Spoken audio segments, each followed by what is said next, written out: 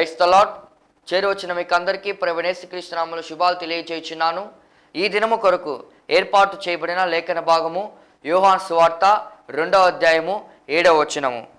యేసు ఆ బాణలు నీళ్లతో నింపుడని వారితో చెప్పగా వారు వాటిని అంచుల మట్టుకు నింపిరి. Praise the lord. ఎపిసోడ్ 751. దేవునికి స్తోత్రం. హల్లెలూయా, హల్లెలూయా, హల్లెలూయా. దేవుని ప్రజలారా, దేవుని స్తుతించాలి. హల్లెలూయా అంటే యెహోవాకు స్తోత్రం. హలాల్ అంటే స్తుతి, యా అంటే యెహోవా, హల్లెలూయా అంటే దేవునికి స్తోత్రం. దేవుని స్తుతించండి, దేవుని స్తుతించండి అని, లేకపోతే దేవునికి స్తోత్రం అని అర్థం. కాబట్టి దేవుని స్తుతిద్దాం, తప్పేం లేదు. హల్లెలూయా అంటే ఎవరో ఒకరు ఓ డినామినేషన్ వాళ్ళ పదజాలమో లేకపోతే పదమని భావించొద్దు.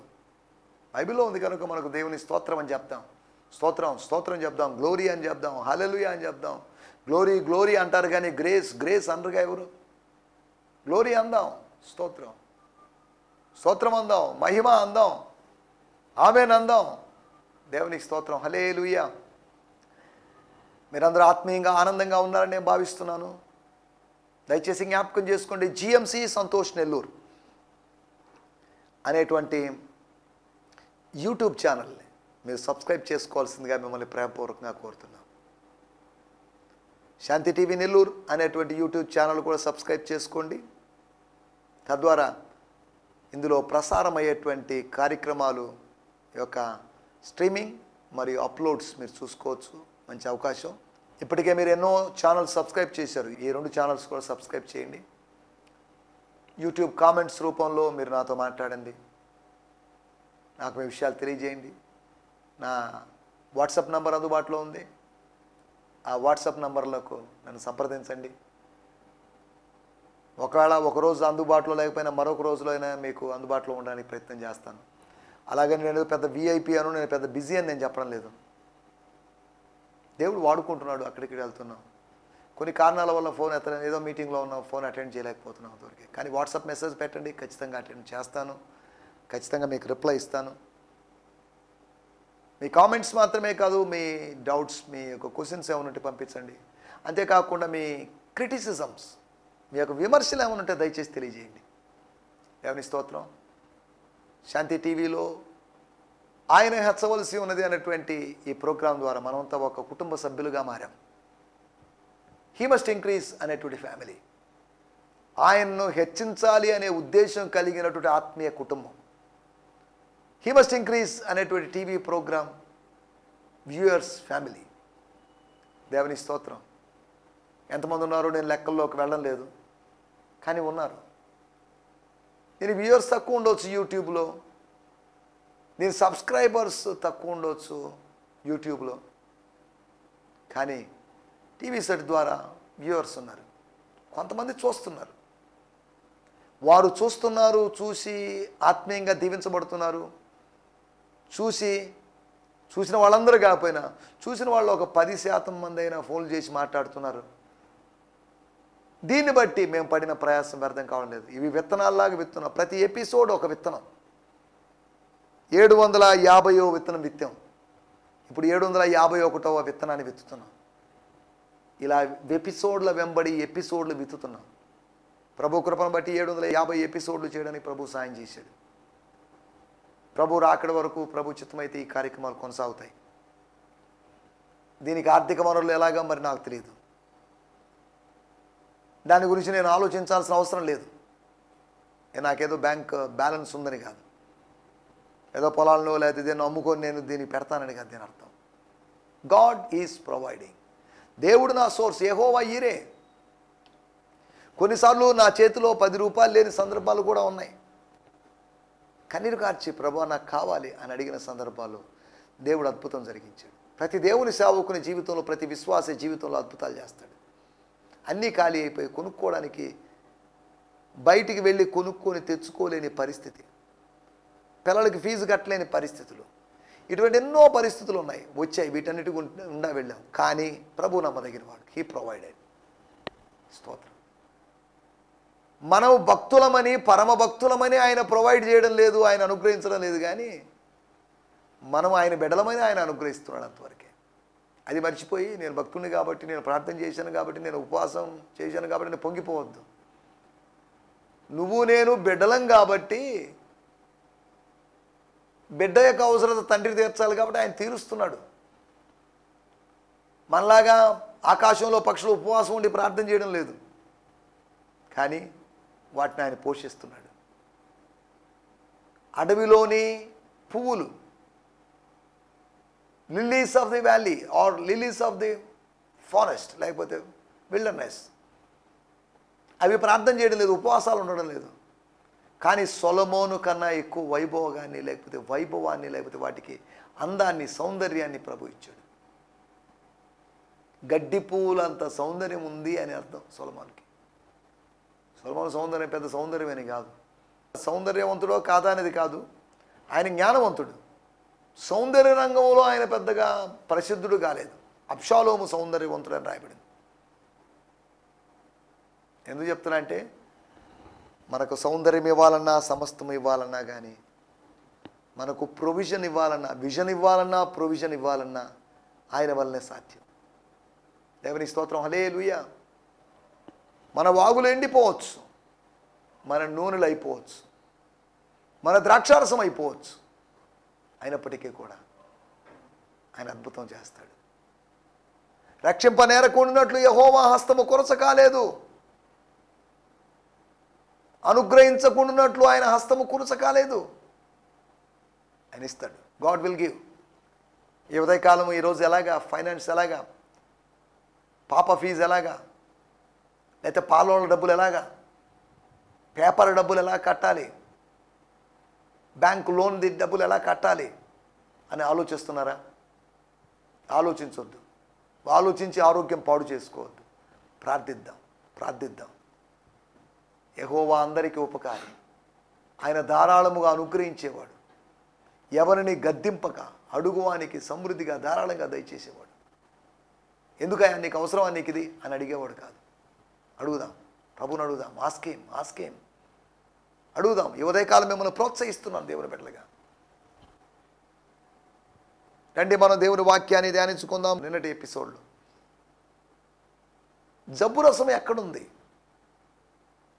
జబ్బురసం బాణలో ఉందని, భవనంలో ఉందని, బుద్ధిలో లేకపోతే బుర్రలో ఉందని, యూదుల బుర్రలో జబ్బురసం ఉందని, యూదుల ఆత్మ సంబంధమైన భవనంలో జబ్బురసం ఉందని, యూదుల బాణల్లో జబ్బురసం ఉందని, ఇటు చూసిన వాళ్ళు జబ్బురసం తాగుతున్నారు, జబ్బురసంతో గడుపుతున్నారు, జబ్బురసంతో జీవిస్తున్నారని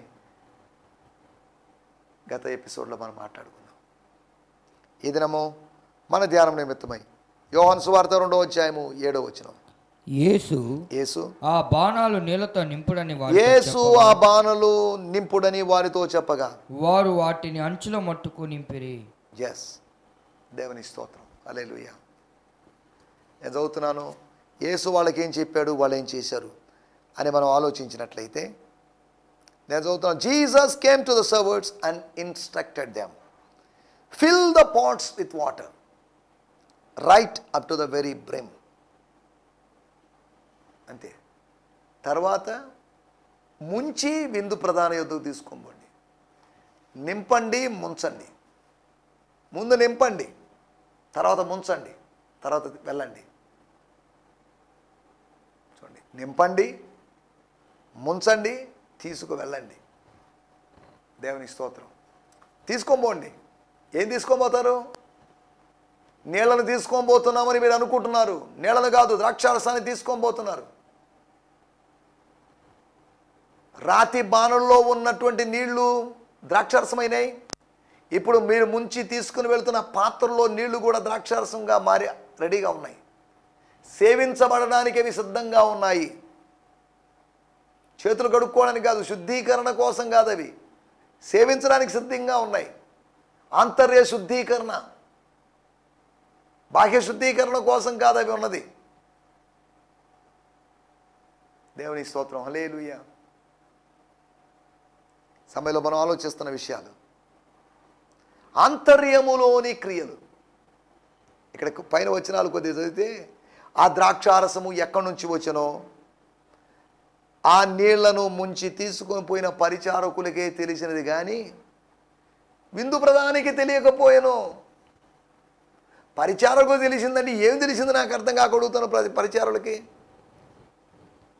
ప్రభువుకు మాత్రమే తెలుసు ఆ ద్రాక్షారస మర్మం, నీళ్లు ద్రాక్షారసంగా మార్చబడ్డాం.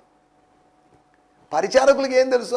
మేము నీళ్లు తీసుకొచ్చాం, బాణల్లో పోసాం, అంచుల మట్టుకు పోసాం, ఇది మాకు తెలుసు. లోపల ఏం జరిగిందో మీకు తెలియదుగా. ముంచాం, తీసుకొని వెళ్ళాం, మీ దగ్గర తీసుకొచ్చాం, మీరేమో మంచి రసం అంటున్నారు. రసమా? నీళ్లు కాదు అవి. ద్రాక్షారసం అయిపోయిందంటే ఈయనేమో విందు ప్రధాని దగ్గర పోయి నీళ్లు తీసుకోమంటున్నాం. మాకు అర్థం కాలేదు, పిచ్చితనం అనుకున్నాం. మీరేమో ఏదండి కొద్దిగా టేస్ట్ చేయండి, టేస్ట్ చేయడానికి ఇవ్వండి.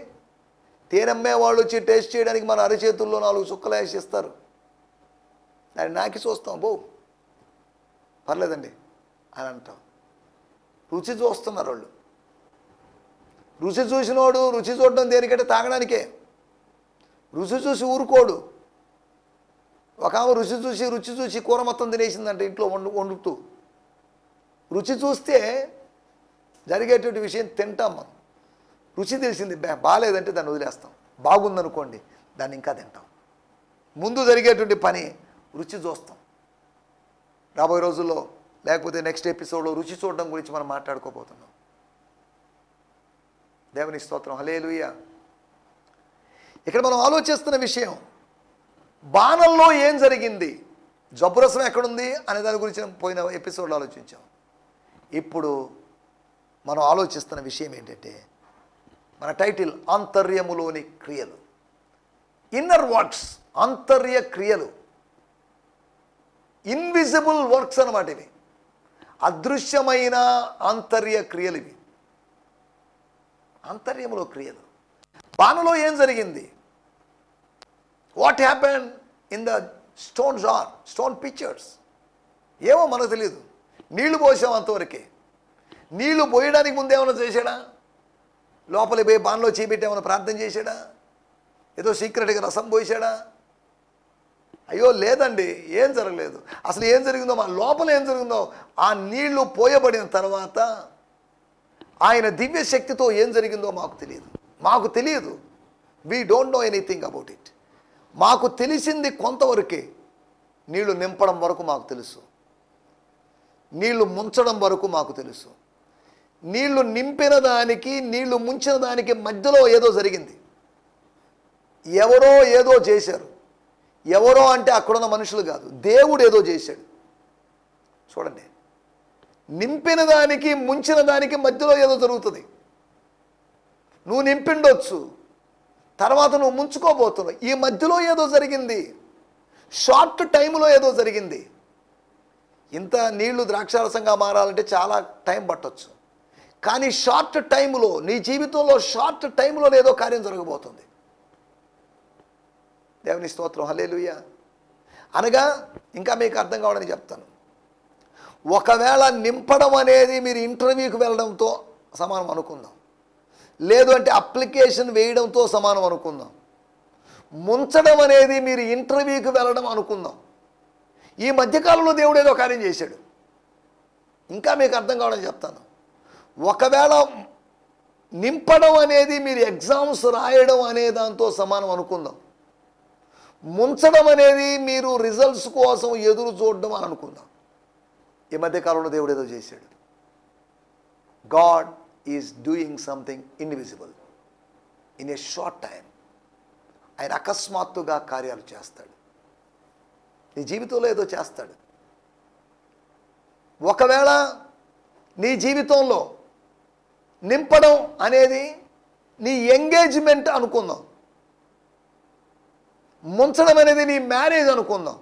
ఈ రెండిటి మధ్యలో 2-3 సంవత్సరాల గ్యాప్ ఉండదు. తక్కువ కాలంలో, 1 నెల, 2 నెలల్లో, 10 రోజులు, 15 రోజులు ఇంత ఉన్నప్పటికీ ఈ గ్యాప్లో దేవుడు ఏదో చేస్తాడు.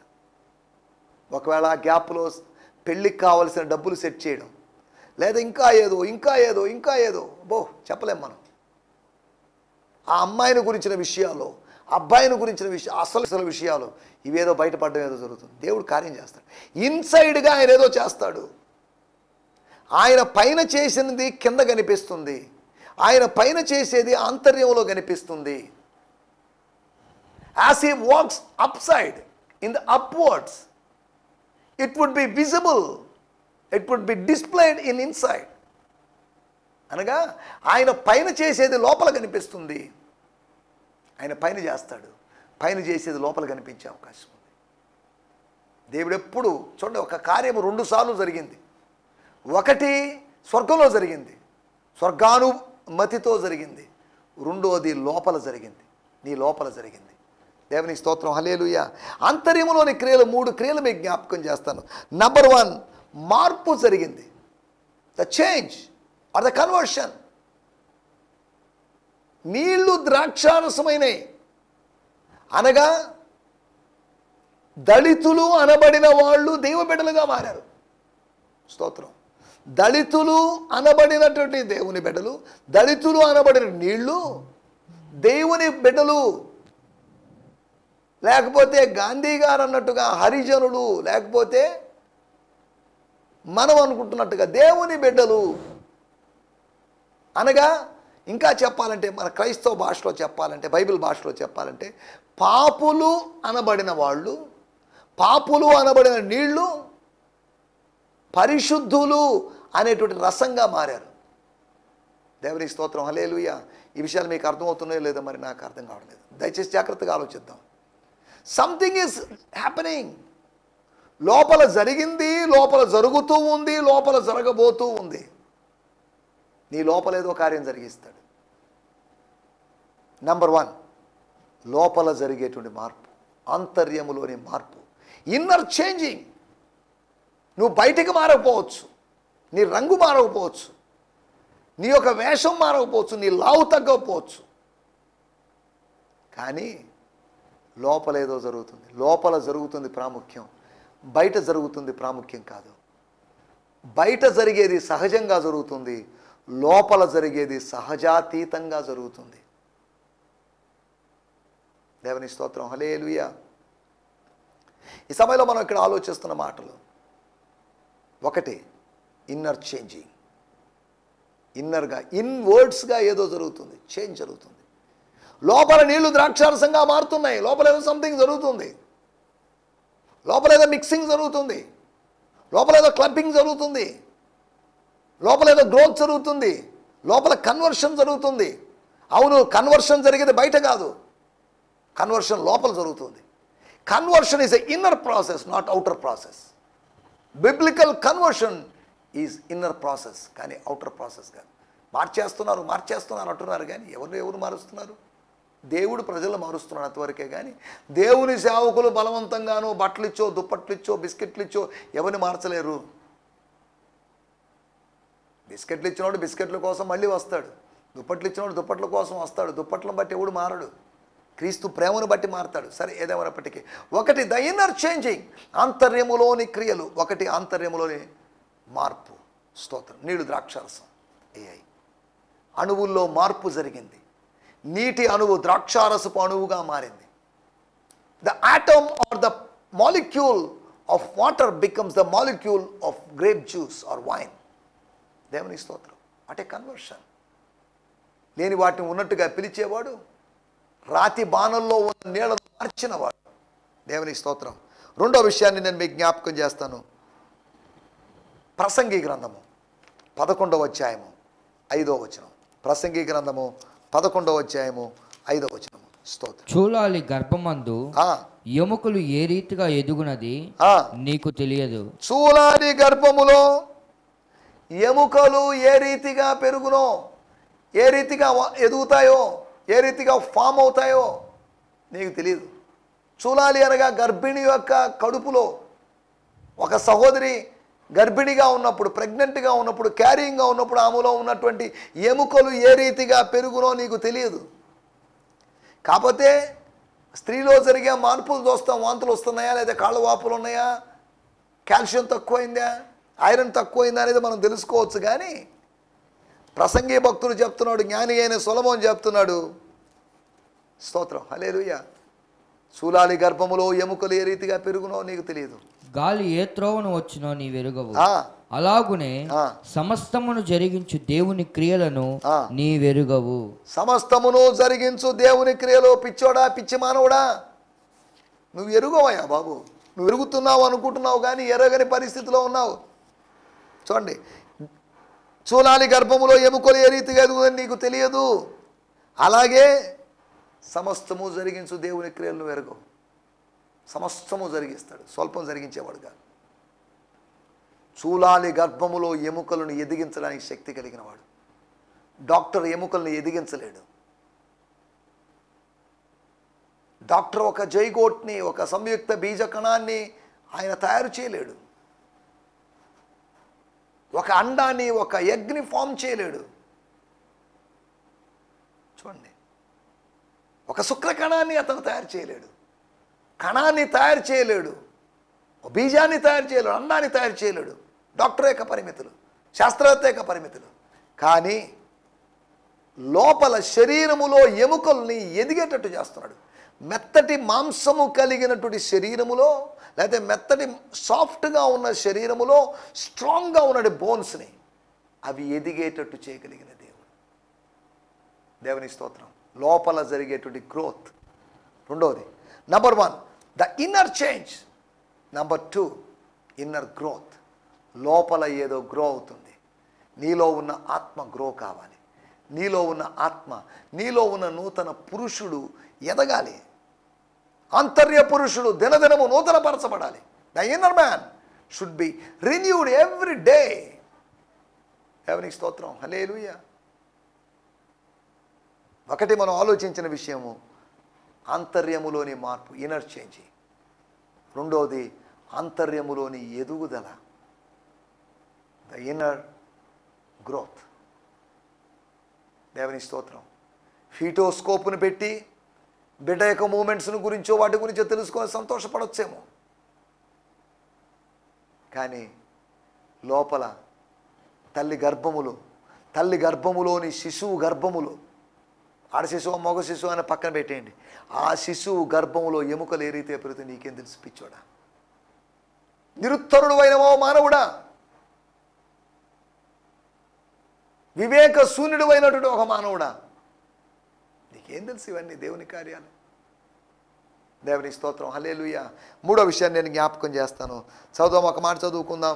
లూకా సువార్త 24వ అధ్యాయము 32వ వచనం. స్తోత్రం. అప్పుడు వారు ఆయన త్రోవలో మనతో మాట్లాడుచు లేఖనములను మనకు బోధపరచుచున్నప్పుడు మన హృదయము మనలో మండుచుండలేదా అని ఒకనితో ఒకడు చెప్పుకొనిరి.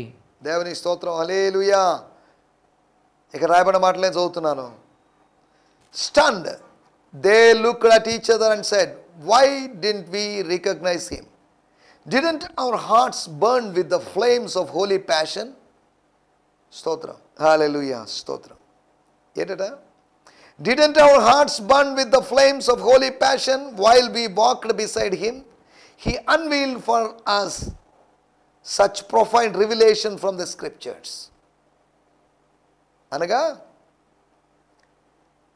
ఇదిగో పరిశుద్ధమైనటువంటి వాంఛతో, లేకపోతే పరిశుద్ధమైన వాంఛ అనేటువంటి అగ్ని యొక్క జ్వాలలు మన హృదయాన్ని కాల్చలేదా? ఆయన మన పక్కన నడుస్తున్నప్పుడు, మనతో నడుస్తున్నప్పుడు పరిశుద్ధ వాంఛ అనేటువంటి పరిశుద్ధమైన కోరిక, పవిత్రమైన కోరిక అనేటువంటి ఆ జ్వాల మనల్ని కాల్చలేదా? నిన్ను కాల్చలేదా? అవును కాల్చింది. ఎస్, నిన్ను కాల్చలేదా? అవును కాల్చింది. మనల్ని కాల్చలేదా? He unveiled for us such profound revelation from the scriptures. లేఖనాల్లోంచి ఇంత గంభీరమైన సత్యాన్ని తెలియజేశాడే, లేఖనపు లోతుల్లోకి వెళ్ళిపోయాడే, లేఖనాల లోకపు లోతుల్లోకి వెళ్ళిపోయాడే, లేఖన లోకపు లోతుల్లోకి వెళ్ళినటువంటి దేవుడు లోతులోకి తీసుకుని పోయాడు. మన లోపలికి ఆ వాక్యాన్ని పెట్టి ఎక్కడో ఉన్నదాన్ని వెలికి తీసి మన దగ్గరికి, మన చెవులకి, మన హృదయానికి గోచరమయ్యేటట్టు చేసినప్పుడు లోపల మంట పుట్టింది కదా. నేను ధ్యానించుచుండగా మంట పుట్టెనో నీ కీర్తనాకారుడు అన్నట్టుగా ఈ 2022వ సంవత్సరంలో మీరు ధ్యానిస్తుండగా మంట పుట్టాలి. చెట్టు రాసుకున్నప్పుడు మంట పుట్టినట్లుగా మీ భావాలకి దేవుని భావాలకి మధ్యలో ఘర్షణ జరిగినప్పుడు, రాపిడి జరిగినప్పుడు ఒక అగ్ని రావాలి, దైవికమైన అగ్ని. ఆ అగ్నిలో మీ భావాలు దహించుకుపోయి దైవ భావాలు మాత్రమే మిగలాలి. ఆయన మనతో మాట్లాడుతుండగా మండుతున్నాయి హృదయాలు. అక్కడక్కడ దేవుజనులు బోధిస్తున్నప్పుడు హృదయాలు మండుతున్నాయి. ఈ ఉదయకాలము దేవుని సేవకునిగా నేను మాట్లాడుతున్నప్పుడు మీ హృదయం మండాలి, మంట పుట్టాలి. ఏదో న్యూ ఎక్స్పీరియన్స్లోకి రావాలి, బర్నింగ్ ఎక్స్పీరియన్స్లోకి రావాలి. ఏదో వింటున్నాం కదా, ఏదో ఆయన చెప్తున్నాడు కదా, వినాలి కదా అనేటువంటి ధోరణిలో కాదు, మండేటువంటి ఒక అనుభవం. స్తోత్రం, హల్లెలూయా.